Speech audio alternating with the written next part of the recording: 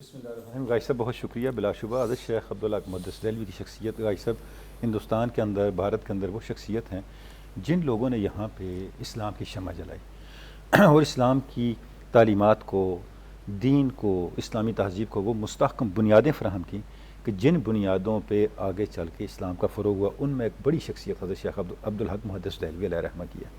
آپ کی شخصیت بڑی جامع ہے غازی صاحب، جیسے ابھی آپ نے ذکر بھی فرما دیا کہ حدیث پاک کا آغاز اور حدیث کا علم جو ہے اس سرزمین کے اندر وہ آپ کے رہین ہیں، یعنی آپ کی یہ کنٹریبیوشن ہے کہ آپ نے یہاں پہ علم حدیث کا فروغ کیا، اس کا تعارف کروایا اور ایسی ایک نسل تیار کر دی جنہوں نے آگے چل کے اس علم کو بہت پھیلایا۔ لیکن جو خصوصی امتیاز ہے غازی صاحب حضرت شیخ عبدالحق محدث دہلوی کا، وہ اسلام کے اوپر یقین، قرآن مجید پر یقین اور عقل کے بجائے اللہ اور اس کے رسول کے فرمان کو فوقیت دینا۔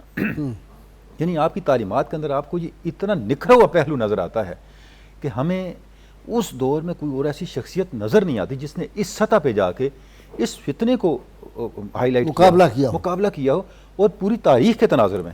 غازی صاحب یعنی اگر آپ حضرت شیخ عبدالحق محدث دہلوی کو پڑھتے ہیں تو آپ نے تاریخ اسلام کے تناظر میں اٹھنے والے فتنوں کا بتایا۔ یہ فتنے تب پیدا ہوئے جب آپ لوگوں نے حضور کے فرمان پر صرف عقل کو حکم بنانے کی جسارت کر دی۔ یعنی اچھا دوسری بات، جو تصوف کے ساتھ آپ کی اٹیچمنٹ ہے، ایک عملی اٹیچمنٹ ہے، حضور غوث ثقلین سیدنا شیخ عبدالقادر جیلانی کے ساتھ آپ کا تعلق ہے، وہ اتنا بے مثال ہے کہ اس کی مثال نہیں ملتی۔ آپ دیکھیں زبدۃ الآثار اگر آپ پڑھیں، جس محبت سے آپ نے ذکر کیا، پھر فتوح الغیب کی جو آپ نے شرح کی، یعنی حضور غوث ثقلین کی تعلیمات کو جتنا نکھار کے بیان کیا اس کی مثال نہیں ملتی۔ دیکھیں جو پہلا مقالہ ہے فتوح الغیب کا، حضور غوث ثقلین فرماتے ہیں کہ 3 کام آپ نے کرنے اگر آپ نے میرے طریقے پہ چلنا ہے۔ اللہ کے احکام کو ماننا ہے، اللہ کی جس سے منع کیا ہے اس سے رکنا ہے، اور تیسرا کام بڑا مشکل ہے، وہ ہے رضا بالقضاء۔ اب حضرت شیخ عبدالحق محدث دہلوی جب اس کی وضاحت فرماتے ہیں اللہ کے احکام 2 طرح کے ہیں، ایک تشریعی ہیں اور ایک ارادی ہیں۔ تشریعی احکام تو یہ ہیں کہ آپ جو ہیں آپ اللہ کے احکام پہ عمل کریں، شریعت پہ عمل کریں، اور ارادی کا مطلب کیا ہے؟ اپنے ارادے کو اللہ کے ارادے کے سامنے سر بسجود رکھیں۔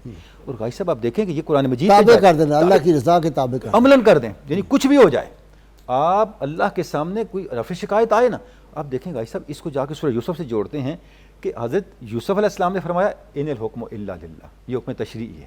یہی کلمہ قرآن مجید میں حضرت یعقوب علیہ السلام نے فرمایا ان الحکم الا للہ، یہ حکم ارادی ہے۔ اسلامی ریاست کا آئین جو ہے وہ یہی ہوتا ہے، ان الحکم الا للہ۔ بلا شبہ غازی صاحب 2 ریاستیں ہیں، جو ظاہر کی ریاست ہے اس کا ان الحکم الا للہ تشریعی ہے، اور جو یہ بدن کی ریاست ہے اس کا ان الحکم الا للہ ارادی ہے، اور یہ دونوں قرآن مجید سے ثابت ہے۔ اور حضور غوث ثقلین کا پہلا سبق یہ ہے، اور اس کی جو وضاحت حضرت شیخ عبدالحق محدث دہلوی نے کی ہے وہ وہی شخص کر سکتا ہے جو فنا فی الغوث ثقلین ہو، یعنی وہ مرتبہ ہے آپ کا۔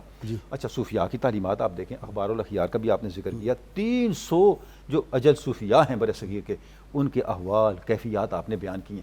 اچھا آپ فرماتے ہیں کہ میں جب یہ دیکھتا ہوں کہ کوئی شخص عقل کے ذریعے سے نبوت کو ثابت کرنے پہ لگا ہوتا ہے تو مجھے ایسے لگتا ہے جیسے کسی آدمی کے سامنے کھانا رکھا ہوا ہو اور وہ کھانا کھانے کے بجائے یہ سوال شروع کر دیا کھانا آیا کہاں سے ہے، یہ لے کے کون آیا، یہ درست بھی ہے یا نہیں ہے، اچھا اس سے کھانے سے مجھے ملے گا کیا، لوگ آ رہے ہیں کھا کے جا رہے ہیں اور وہ اس باس میں پڑا ہوا ہے حتیٰ کہ کھانا ختم ہو گیا، یعنی آپ اس باس میں پڑے ہوئے ہیں کہ بھئی لے کے کون آیا، اس کا معیار کیا ہے۔